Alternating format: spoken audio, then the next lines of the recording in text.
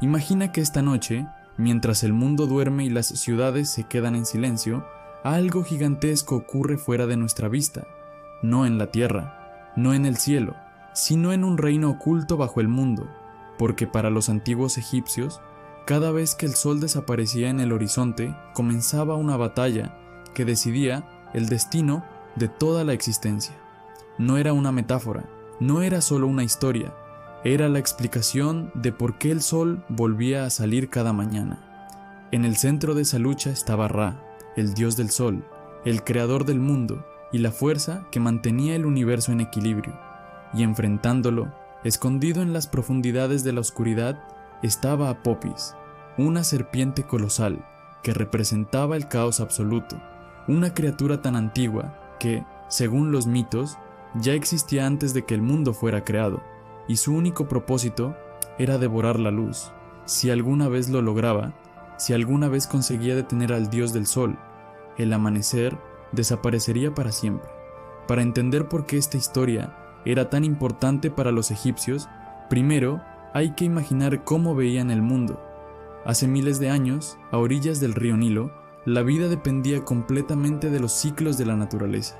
El sol no era simplemente una estrella distante, era la fuerza que hacía crecer los cultivos, que regulaba las estaciones y que permitía que la vida continuara.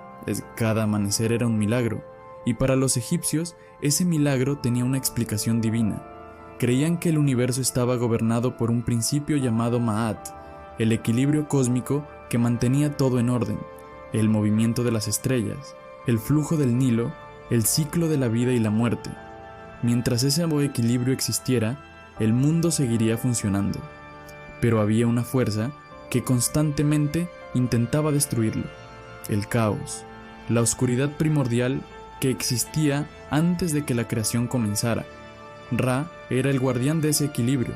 Los mitos egipcios cuentan que al principio de los tiempos, todo era oscuridad y agua infinita.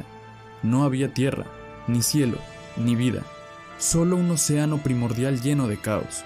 Entonces, Ra emergió de esas aguas y creó el mundo, separó el cielo de la tierra, creó a los dioses, encendió el sol, y con su luz nació el orden.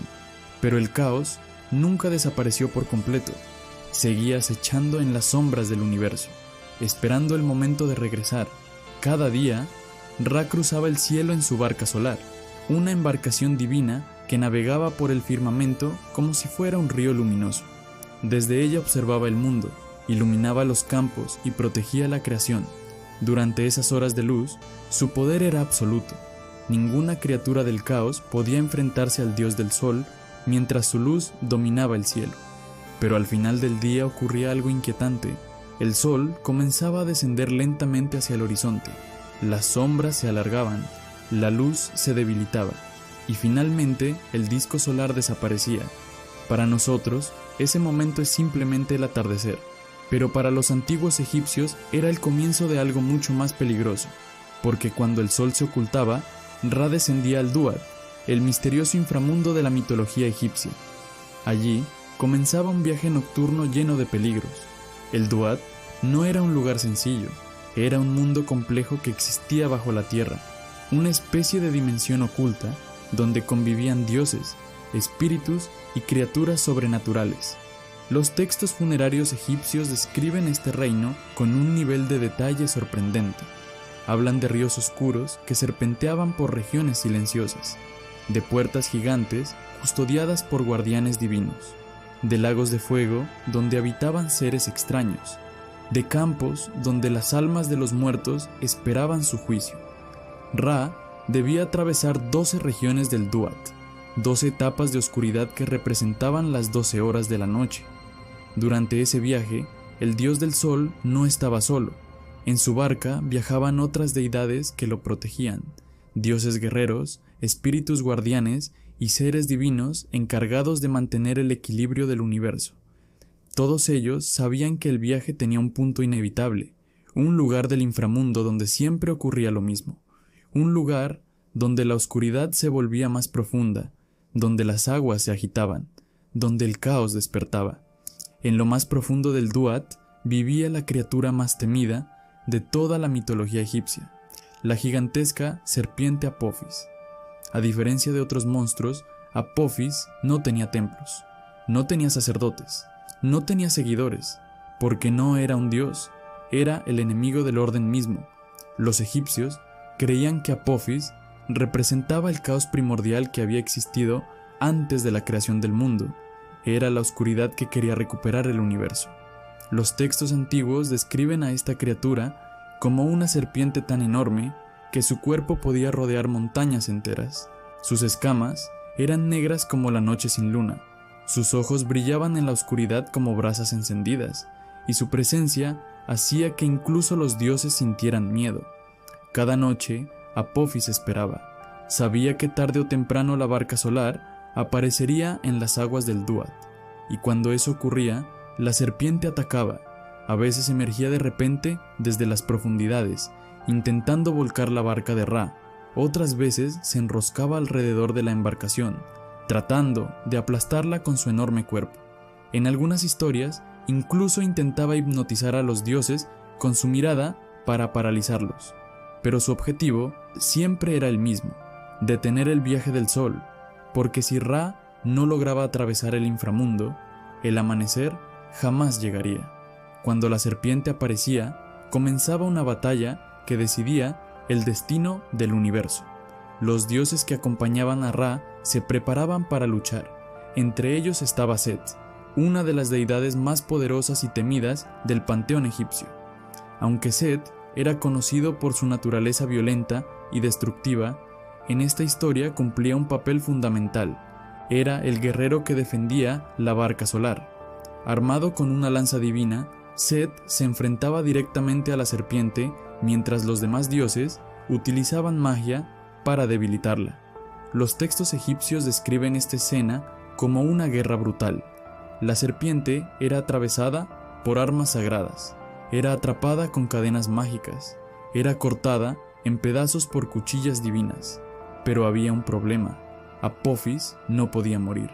Podía ser derrotado, podía ser herido, podía ser obligado a retirarse, pero nunca desaparecía para siempre. Porque el caos no puede ser destruido definitivamente, siempre encuentra la forma de regresar. Por eso, esta batalla no ocurría una sola vez, se repetía cada noche desde el principio del tiempo. Los egipcios estaban tan convencidos de esta lucha que creían que los humanos podían ayudar a Ra en su combate contra la serpiente. En los templos, los sacerdotes realizaban rituales especiales diseñados para debilitar a Apophis. Uno de los más conocidos consistía en fabricar pequeñas figuras de la serpiente hechas de cera. Luego, realizaban una serie de actos simbólicos. Escupían sobre la figura, la golpeaban, la atravesaban con cuchillos, finalmente la quemaban. Cada uno de esos gestos representaba un ataque mágico contra Apophis en el inframundo. Los egipcios creían que estos rituales ayudaban a Ra a ganar la batalla, que sus acciones en la tierra influían en lo que ocurría en el Duat. Pero la batalla siempre alcanzaba su momento más peligroso justo antes del amanecer, ese instante en el que la noche parece interminable, cuando la oscuridad es más profunda. En ese momento, según los mitos, Apophis realizaba su último y más poderoso ataque. Intentaba detener la barca solar una vez más, intentaba devorar la luz. Por un instante parecía que el caos podía ganar, pero entonces Ra reunía toda su fuerza. Los dioses lanzaban su ataque final, la serpiente era derrotada y la barca solar continuaba su viaje. Poco a poco, el dios del sol se acercaba al horizonte oriental. Entonces el cielo comenzaba a iluminarse. Primero una débil luz, luego los colores del amanecer. Finalmente el sol volvía a levantarse sobre el mundo. Para los antiguos egipcios, ese momento era mucho más que el inicio de un nuevo día. Era la prueba de que el universo seguía funcionando, la señal de que el orden había vencido nuevamente al caos. Pero también sabían algo inquietante: la serpiente seguía viva, esperando en las profundidades del inframundo, y cuando el sol volviera a ponerse, la batalla comenzaría otra vez.